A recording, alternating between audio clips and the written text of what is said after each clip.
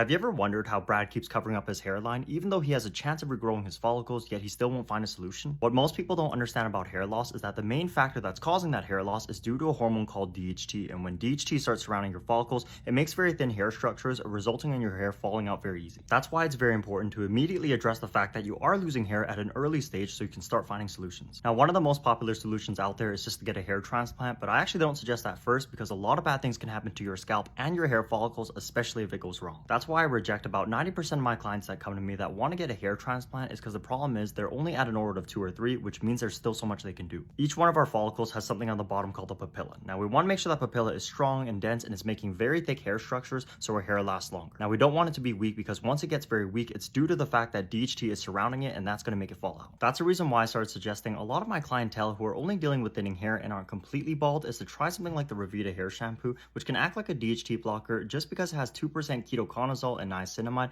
and that's going to get your papilla to be working extra hard with your follicles, creating that thickness around areas that are showing signs of thinning. Just about a month ago, I had this young client who came in who was really self-conscious of his crowning area. He had visible thinning there and also a receding hairline, and he really wanted to get a hair transplant. But I sat down with him and explained to him the risk and told him not to take it and try using this for at least a month consistently before coming back to me. The other day, he came back for a follow-up, and the amount of progress that I seen on his hairline and especially on his crowning area where he was showing signs of thinning got me to a point where I honestly didn't think he was balding at all. Now, results may vary from person to person, but you really need to be consistent with this if you want to see any progress. If you're balding or you're noticing signs of a receding hairline, I'm telling you, try out the shampoo. I'll leave a link so you can get one too.